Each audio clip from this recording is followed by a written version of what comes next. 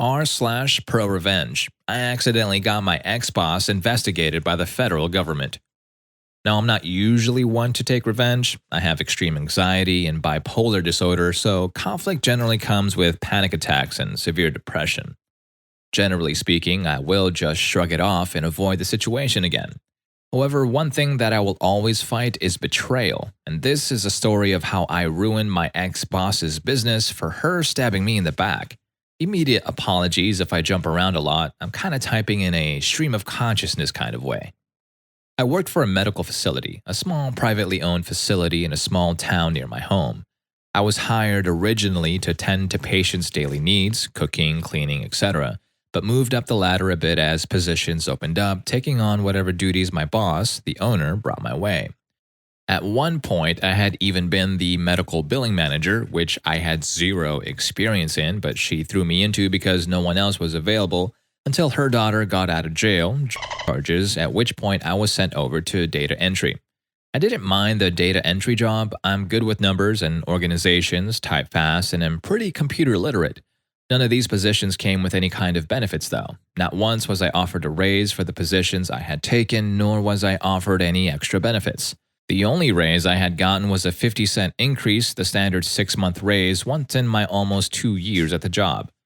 Let me tell you about the structure of the company. The owner had started the company a little over 3 years before I had started, and she had absolutely no experience running any kind of company. Her sister was, but she felt like she needed to spread her wings and that this was God's plan for her and all that. Hiring was also a joke as she employed several family members, including her ex-husband somehow, and gave them priority on everything. She had several foster children that she roped into the business and put them all in management positions, no matter how inexperienced and inept they were. A few of the managers were fresh out of prison or jail on drug charges or on probation for some crime or another. I started working there to help myself, oddly enough. I had been unemployed for several years as my anxiety and depression make it very hard to interact with others. I felt like this job was a good start to reestablish my life and build a future for myself and my amazing wife. I have a decent amount of debt due to some bad decisions. Depression makes you not really care about what happens to the future you, and I was hoping to build up from the ashes and move forward with my life. Due to this, though, I poured my heart and soul into this place, always striving to make it better, and this even killed me inside as I was trying to put myself out there only to get stabbed in the back by someone I trusted. Now, this company, because of its size and the owner's inexperience with running a medical facility, had a lot of problems. Bills not going out on time, unsecured networks, unheard patient complaints, the list goes on. While I became more ingrained in the fabric of the facility, I started to notice a lot of fixes that needed to take place for organizational and security reasons, including a couple of major health information privacy violations that needed to be fixed. When I went in that Friday, I did my normal routine data maintenance tasks, then went up to the front to see if the office manager, not one of the owner's relations, had anything that needed to be done. The owner was up with her, which was strange since she was usually running around doing things that needed to be done outside the office but weren't unheard of.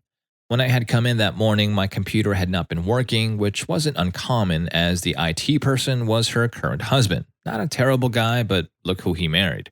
When I saw her, I gave her the usual pleasant greetings and asked her if IT had been having issues with the network. She told me yes, so I didn't think anything was wrong, and I moved back into the workroom to work on some lower priority tasks that had to be done. The owner came into the room 15 or so minutes later with the general manager and said they needed to speak to me privately. This didn't throw any flags because she had done that before when she changed up my position, so I just figured I was being moved around again.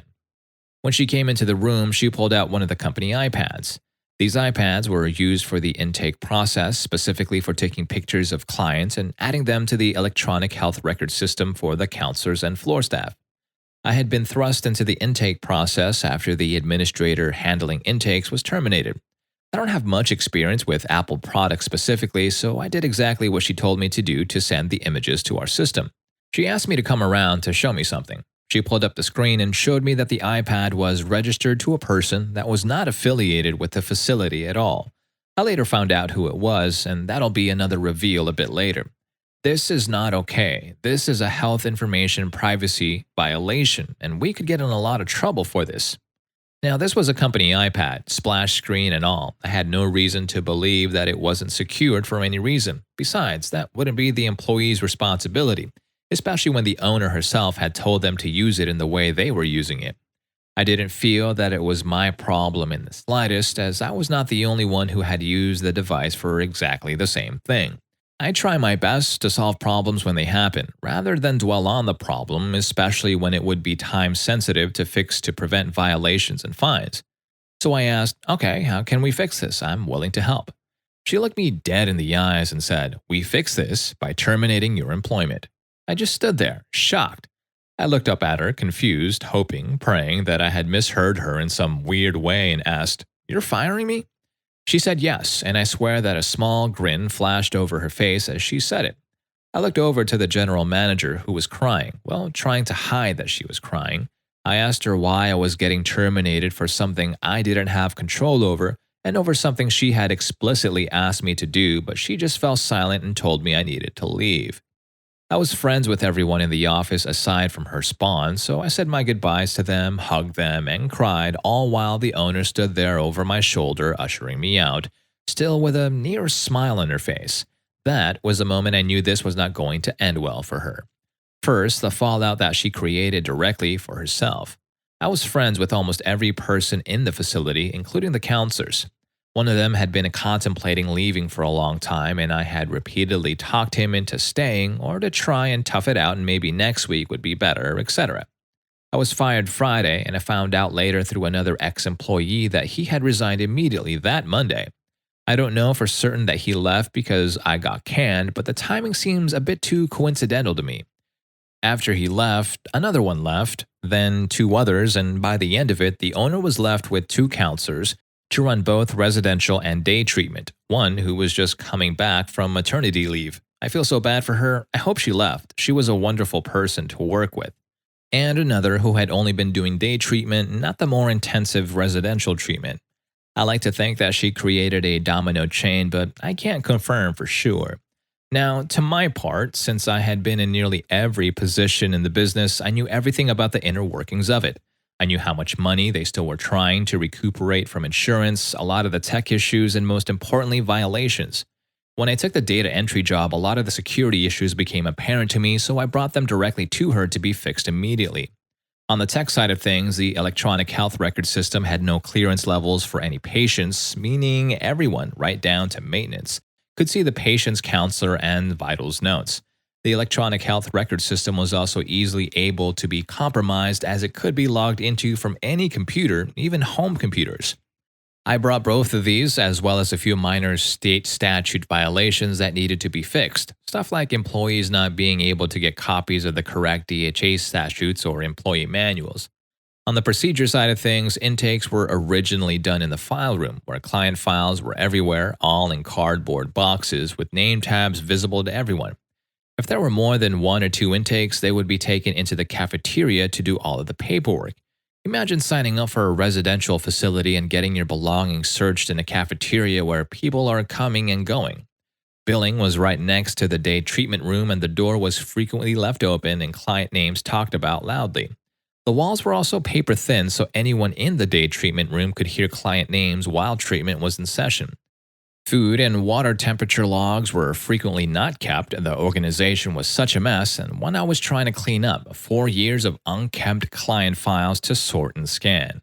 And the most damning of all, I found out that the owner and her daughter had been charging old clients insurance, and both the owner and her daughter had been using drugs. I can't 100% confirm personally that the owner was, but I saw the daughter use a pill bottle of Suboxone that was not hers. The owner had been accused by an ex-coworker who had bolted immediately without warning. As soon as I got home, I was still in shock and just sat at my computer and cried. I had given everything up to this place, sacrificed countless hours of my time. Overtime was paid, but you were reprimanded if you went over, and I was over nearly every week doing extra tasks that needed to be done. And even set back my own mental health recovery a significant amount, all in the name of progress. That sadness slowly turned to rage, and I'm not normally a person who gets angry. I have an exceptionally long fuse. But when I get mad, so I set my plan into action. After I signed myself up for unemployment, I started making some calls. I called the Department of Health Services and lodged a complaint against the facility, stating all of the privacy violations I knew. I got the typical, okay, we'll contact you if something changes or if more information is needed spiel. Once I was off the phone with them, I started making calls to insurance companies. BCBS, Network Health, UHC, and Prairie States were all giving calls. I gave them the tax ID and NPI of the facility, information I learned while I was the billing manager, and told them to review their contracts at the time the services were rendered and check to see what they were billing them for. After all of that, I just sat there completely numb. A few weeks passed by and I checked my unemployment to see that I was paid so I wouldn't get behind on payments and saw that there was a hold on my account, stating that my employer had determined my termination to be negligent and misconduct on my part. I was called by UI and asked a few questions, and they determined on a surface level that I was not at fault and that I would still receive my benefits. A sigh of relief activated. I thought it was over and I could start moving on, but nope. I got a letter in the mail stating that my ex-employer was appealing the decision and that if the judge determined that I was at fault, not only would my benefits be cut, but I would also get my wages garnished once I did get the job to pay back everything that had been paid out. A few panic attacks later, I'm reading everything. I'm reading up on statutes and reading through all of the evidence the owner had submitted, writing notes on my computer about all of the inconsistencies and errors in her statements.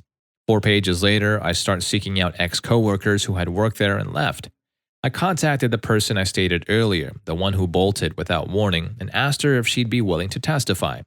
She initially accepted, but then declined as she was actually key in an investigation against them as well. Hers had to deal with the counselor's side of things. I'll try to explain this the best I can without giving away too much. One of the counselors had a specialization, and she was the only one who was qualified to provide that service.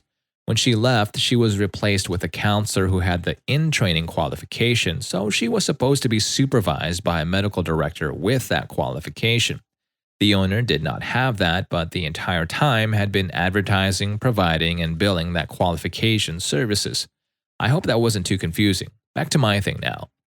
So I hadn't talked to her in a while, and I caught up and told her what had happened.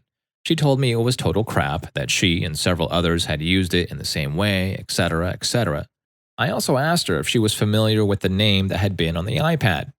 She asked me again for the name and if I was 100% sure that it was correct. I said yes and immediately asked why. That's an ex-client. Ex-coworker had worked there since the very beginning, so I have no reason to doubt her. The owner had either bought or stolen, who knows, an iPad from an ex-client, had not wiped it, and then gave it to staff to pass confidential health information to the company's servers. I was immediately on the phone with the Department of Health Services again, asking to amend my original complaint to add this to it. Come the day of the appeal, I'm shaking and on the verge of panicking, and the call comes through. It takes everything in my being not to start screaming at the owner when I hear her disgusting, gravelly voice. I sat there with all of my notes, the DHS manual and statutes, and all the evidence that I had. This is where the owner started making a lot of mistakes. I found out after the fact that she was actually headed to court to defend herself against another lawsuit, aside from the 2 investigations and this hearing. So she had her daughter, the billing manager, defend the company. She also didn't prepare at all. No notes, no evidence, nothing. She apparently thought so much that she was going to win that she was just going to wing it. The judge starts asking her daughter questions, to which the owner, who apparently was in the car with her daughter on the way to the courthouse, started coaching her answers. The judge had to ask her multiple times to stop giving answers to the questions asked, as she was not listed as a witness and was not defending the company. She didn't actually stop, but she had to go to court about 15 minutes in, so her daughter was left to defend them. Now, in my state, if you file an appeal, it's your responsibility to provide a case, burden of proof. Apparently, neither the owner nor the daughter knew this, as they simply did not have a case. The judge asked them what happened, and she lied. A lot. To the point where the judge even pointed out inconsistencies in what was being told to her and had to even remind her that she was under oath and lying could result in a perjury charge. The absolute nail in the coffin was the questions I asked. Me, was I the only one using that device? Daughter, I don't know. Me, but you knew enough that I was terminated for it? Daughter, me, how about the device? Was it bought new or was it used? Daughter. It was new. Me. How was the device registered to another person? Daughter. Me. And do you know who the person was that it was registered to? Daughter. No? Me. An ex-client. Things went on like that for a bit, then the judge chimed in. Judge. Wait, what statute did he specifically violate? Daughter. He violated HIPAA. Judge. Can you give me a specific state statute? Daughter. No, but if he can wait like 30 minutes, I could ask my mom. Judge. No, you were given plenty of time to prepare a case. Once this call ends, it's over. I sat there and smiled. I knew I won before the call even ended. We were told a decision would be mailed to us in 5 to 7 days or sooner if the judge came to a verdict. I got a letter 2 days later saying I had won. All of that was great and all, but the owner's daughter had accidentally stuck a few more nails in the company. The situation with the iPad was brought up to DHS automatically, as it was a potential HIPAA violation. I received a call a week or so later from a private investigator who took a statement about the iPad. I told him I had filed a complaint a few months ago and I had stated everything else that had been going on. I got the same, "We'll contact you with any further questions" speech, and I thought that was the end of it, until I got another letter. I saw DHS and was immediately thinking that they had found a way to appeal the appeal, and I started panicking. It wasn't my state's DHS either, it was federal. I was about to pass out when I opened it, and the letter stated that my complaint had been investigated and due to the findings were being transferred up to the federal level. I didn't know how to react. I never intended it to go on the federal level, but I'm not the government, so I don't know the severity of the trouble she's in. And that's where we are now. The owner has now fallen very ill and does not come to work anymore, according to a few coworkers who still talk to me. She also did not do well in her other court cases, and it looks like she may be facing prison time for insurance fraud, and the owner's daughter may be facing time for violating probation by taking drugs. I spoke to an ex-coworker, and she told me that several other employees have left after finding out what had been happening, with most of them stating that they don't want to get in trouble for being associated with any wrongdoings. A lot of them have criminal histories. I did forget to mention a few things about the owner and her daughter. The owner was originally a very nice person. She genuinely cared about the employees and her clients to the point where she sent all the staff on a spa day, girls one day, guys another. Sometime around November 2018, she started to get more petty and nitpicky and seemed to dismiss a lot of employee and client complaints as overreacting. I have no idea why this started, but she ceased to be the caring person she was and became a greedy, self-centered jerk, and her daughter goaded her behavior. She and her daughter became champion gaslighters. They both knew that I was taking medications that could give me memory problems, and they abused that knowledge, accusing me of not doing things or doing them wrong to pin mistakes on me. It became a problem to the point where I had to start taking notes of what was being said so I could point out to them as verification that I had done what was asked. When I was moved over to data entry, roughly January 2018, she gaslighted me into thinking I had accomplished nothing while in the office and literally called me a failure to my face. All of this was tragic because she was really a good person for quite some time. Heartbreaking, really. Update. I received a letter from the federal HHS about my complaint, and here is what it said. On August 23, 2019, the U.S. Department of Health and Human Services Office for Civil Rights received your complaint alleging that former employer FE, the covered entity, has violated the federal standards for privacy of individually identifiable health information and/or the security standards for the protection of electronic protected health information, 45 CFR Parts 160 and 164, Subparts A, C, and E, the privacy and security rules. Specifically, you allege that FE employees impermissibly take photos of patients on an iPad and upload the pictures to the patient's electronic health record. You also allege that FE verbally discloses protected health information by talking loudly in open spaces and conducting new patient intakes in rooms with patient files that are visible and unsecured. This allegation could reflect a violation of 45 CFR 164.530C. Thank you for bringing this matter to OCR's attention. Your complaint is an integral part of OCR's enforcement efforts. OCR enforces federal civil rights laws which prohibit discrimination in the delivery of health and human services based on race, color, national origin, disability, age, sex, religion, and the exercise of conscience, and also enforces the Health Insurance Portability and Accountability Act, privacy, security, and breach notification rules. A covered entity must maintain reasonable and appropriate administrative, technical, and physical safeguards to prevent intentional or unintentional use or disclosure of PHI in violation of the privacy rule, and to limit its incidental use and disclosure pursuant to otherwise permitted or required use or disclosure, 45 CSR 164.530C. For example, such safeguards might include shredding documents containing protected health information before discarding them, securing medical records with lock and key or passcode, and limiting access to keys or passcodes. We have carefully reviewed your complaint against FE and have determined to resolve this matter informally through the provision of technical assistance to FE. Should OCR receive a similar allegation of noncompliance against FE in the future, OCR may initiate a formal investigation of that matter. Based on the foregoing, OCR is closing this case without further action, effective the date of this letter. OCR's determination, as stated in this letter, applies only to the allegations in this complaint that were reviewed by OCR. For those of you who don't speak government, they are giving my former employer a slap on the wrist, most likely because they were warned in advance of a visit from the government, and she was able to hide everything she was doing wrong. So that's it. I lose. Just another tally into the me column. I'm not exactly happy with the outcome, especially considering that this means that nothing would have happened had I still been working there and we received a complaint. So I was terminated for nothing, can't seek damages for the absolute destruction of my mental health, and she gets to keep breaking the law with no repercussions. Whatever, I'm gonna slam my head into a wall for a few hours, maybe then I can try to understand why stuff like this is allowed to happen. Thanks to all of you who had my back during all of this. Sorry I couldn't deliver a more satisfying ending.